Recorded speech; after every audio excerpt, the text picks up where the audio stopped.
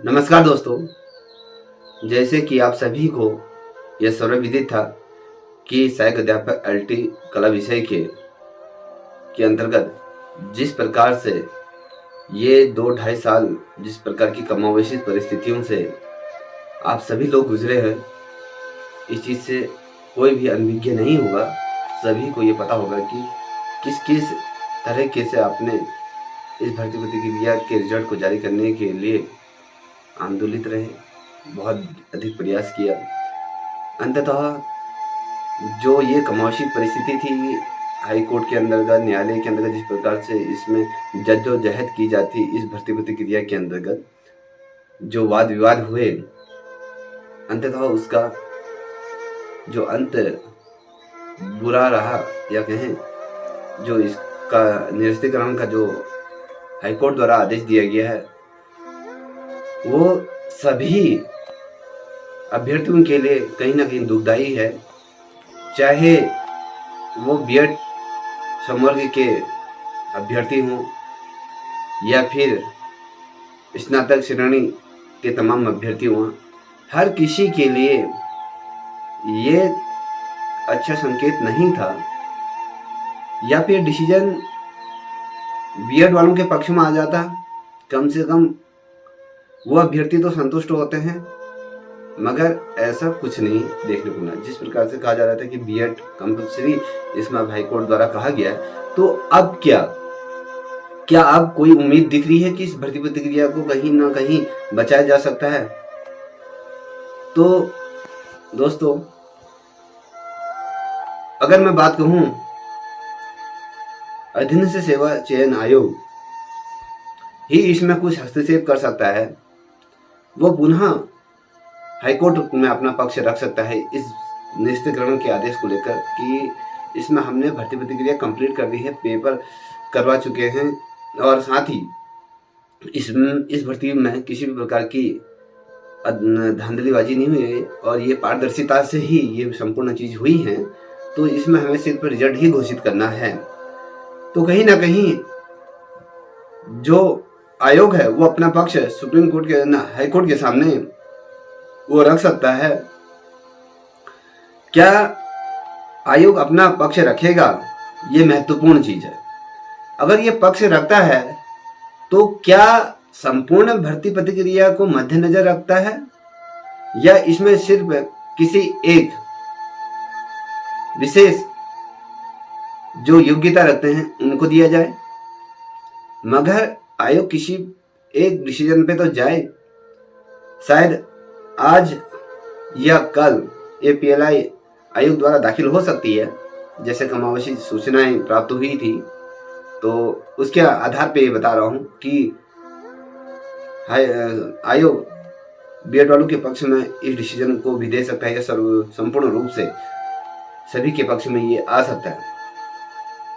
क्योंकि इस भर्ती प्रतिक्रिया के अंतर्गत सरकार को अपना एक नई अधिसूचना जारी करनी होगी, जिसके अंतर्गत राज्य सरकार के राहत कोष से एक बड़ी धनराशि इस विज्ञापन को जारी करने के लिए खर्च होगा, और साथ ही जो परीक्षा केंद्र होंगे तमाम वो तामझाम पुनः एलटी भर्ती प्रतिक्रिया के तौर पे ये करना होगा।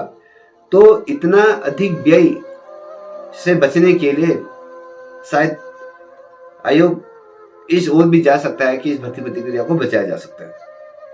अब बहुत से अभ्यर्थियों के मन में एक प्रश्न ये दौड़ रहा होगा कि किस प्रकार से ये बच सकती है। इससे पूर्व आयोग तो वो कर सकता था कि कहीं ना कहीं एक छोटी से दिल के एक छोटे से कोने में एक थोड़ी सी उम्मीद सी है कि आयोग ये फैसला ले सकता है कि इस प्रकार से।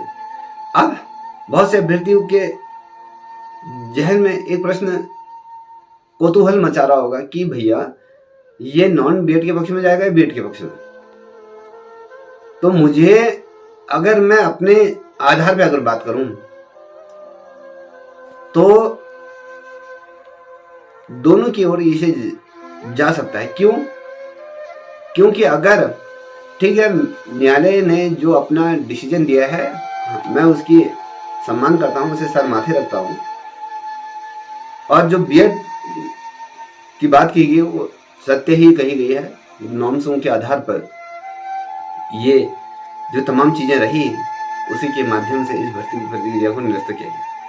क्या एक बार ये सोचो, अगर मैं कहूँ कि बीएड के पक्ष में जाएगा तो किस आधार पर जा सकता है? देखिए, ये भर्ती प्रक्रिया पूरी तरीके से दोबारा विज्ञापन इसमें जारी होगा। अगर आयोग इस पे चर्चा भी करता है, अगर इस भर्ती प्रक्रिया को बहाल करने के लिए, तो सभी को यहाँ पर मौका देने की बात करेगा। इस पे अपील कर सकता है, पीएलआई दाखिल कर सकता है, इसकी पुनर्याचिका सुनवाई के लिए कर सकता है। अब इसमें कैसे भैया, मैं इसलिए कह रहा हूँ कि अगर मैं बात कहूँ कि अभी जो हाईकोर्ट का जो डिसीजन आया था, उसके आधार पर अगर बात करूँ तो बीएड वालों को इसमें प्राथमिकता अगर मिल जाती, इसमें मैं कह रहा हूँ कि बीएड वालों को इसमें नियुक्ति दे देनी चाहिए, मगर तो भी बीएड वालों को इसमें नियुक्ति नहीं दी जा सकती है। क्यों? क्योंकि जो भर्ती हुई है, भर्ती के अंतर्गत जो परीक्षा हुई है, वो नॉन बीएड के आधार पर हुई है। अगर मैं कहूँ कि भैया आपका बीएड के आधार पर अगर परीक्षा होनी थी, अगर बीएड इसमें कंपलसरी करते हो, तो कम से कम आपको बीएड कर रहे हो, योग्यता कर रहे हो और पूरी फुल कर रहे हो, तो उसके आधार पर आपको जो परीक्षा होनी चाहिए वो भी तो बीएड के आधार पर होनी चाहिए। 30 नंबर का आपका पेडागोजी होना चाहिए, शिक्षा संबंधित, और आपका 70 नंबर का आपका क्या होना है, ये सब्जेक्ट होना चाहिए। तो वो तो हुआ नहीं है। जितने भी मेरे छोटे बड़े भाई बहन देख रहे होंगे, नकारात्मक कमेंट करने से जो चीज़ है वो बदल नहीं जाएगी। मैं क्या कह रहा हूँ उस चीज़ को समझने की कोशिश कीजिएगा। मैं तो यही चाहूँगा कि सभी का इसमें भला हो, चाहे बीएड वाले हो, नॉन बीएड वाले हो, किसी एक के पक्ष में तो आए। मगर मुझे ऐसा दिखता नहीं कि भैया यहाँ पर बीएड वालों के पक्ष में ये अब आयोग दोबारा इस पे बात करेगा, क्योंकि अगर करता भी है तो फिर से सिरे से खारिज हो जाएगा। क्योंकि इसमें बीएड के नॉर्म से जो योग्यता रखी गई है वो बहुत ठीक है, और इससे पूर्व जो विज्ञापन जब जारी हुआ था उसमें 70 प्लस आपका 30 था, जो आपका सब्जेक्ट प्लस पेडागोजी के संबंध में जो तमाम चीज़ें थी उसके आधार पर परीक्षा होनी थी। मगर आयोग ने करा दी आपकी बीए स्तर की परीक्षा। तो कहीं ना कहीं आयोग इस को निरस्त करके जल्द ही आपको ये देखने को मिलेगा। जून सेकंड मिड वीक में आपको ये विज्ञापन जारी होते दिखेगा, और विज्ञापन जो जारी होगा उसमें स्पष्ट रूप में बीएड, जिन अभ्यर्थियों ने बीएड किया हुआ है वही इसमें प्रतिभाग कर सकते हैं, और अन्य अभ्यर्थी इसमें प्रतिभाग नहीं कर सकते हैं। और जिन अभ्यर्थियों द्वारा बीएड नहीं किया गया है, समय रहते आप बीएड कर लीजिएगा। आप इस भर्ती प्रक्रिया को ना देखते हुए जो आयोग द्वारा अब नई वैकेंसी आने वाली है, जो 2023 से 24 वर्ष 2023 और 24 और 25 के मध्य जो वैकेंसी निकालेगी जो सरकार, वो 8000 के समथिंग वो निकलने वाली हैं, जिसमें गेस्ट टीचर हो गया, आपके माध्यमिक शिक्षा हो गया, प्राथमिक शिक्षा हो गया, ये तमाम निकलने वाली है। तो वक्त रहते ही यदि इस समय अगर टीचर बनने का आप लोगों का सपना है, तो कहीं ना कहीं आप बीएड की तरफ आप जाइएगा। अब उस चीज़ को अभी फॉर्म प्राइवेट इंस्टीट्यूट से आप संपर्क कीजिए, वहाँ आपको एडमिशन मिल जाएगा। तो अब जो भर्ती प्रक्रिया होगी स्पष्ट तौर पे हाईकोर्ट ने भी कह दिया है कि भैया नॉर्म्स के आधार पर ही होगी। अगर देखिए, बहुत से व्यक्ति कह रहे थे कि भैया ऐसे हम सुप्रीम कोर्ट में अगर चैलेंज कर भी देते हैं तो सुप्रीम कोर्ट भी तो जो निचली अदालत ने जो अपना फैसला सुनाया है उसी से ही संतुष्ट भी तो हो सकता है, वो भी तो नियमों के विरुद्ध नहीं जाएगा। जो निचली अदालत ने जो डिसीजन दिया है उसी के समकक्ष वो डिसीजन दे सकता है। तो वहाँ जाना भी मुझे लगता है कि समय की बर्बादी होगी। क्यों ना प्राथमिक तौर पर जो ये विज्ञापन जो जारी होगा इसका स्वागत किया जाए। आप कोर्ट कचहरी के चक्कर में, आपको पता है कि बहुत से अभ्यर्थियों का कल फॉर्म भी आए थे कि हमारे 3 साल बर्बाद हो गए, काफ़ी बच्चे भावुक भी थे, वो स्वाभाविक है भावुक होना। तो मैं जहाँ तक अगर मैं अपने पर्सनल तौर पर अगर आप लोगों से कहूँ तो नए विज्ञापन की ओर सभी को जाना चाहिए, जिससे कि आप लोग अपनी पुनः तैयारी करके अच्छा प्रदर्शन पुनः कर सकते हैं। तो आयोग की अगर हम बात करें तो आयोग आने वाले 2-3 दिन में अपना क्या रुख रखता है वो भी देखने लायक होगा। तो मैं जहां तक समझता हूं ये भर्ती निरस्त ही होगी। हाईकोर्ट ने तो आदेश दे दिए हैं। अब जब तक इसमें आयोग अपना स्टैंड क्लियर नहीं करता तब तक कुछ कहना व्यर्थ है। ये बहुत से अभ्यर्थी सोच रहे हैं कि ये भर्ती प्रक्रिया कब इसका विज्ञापन जारी होगा। यदि तमाम जितने भी ये बीएड के आधार पर जो ये भर्ती प्रक्रिया होनी जारी होगी तो उसमें सभी अभ्यर्थियों को एकजुट होकर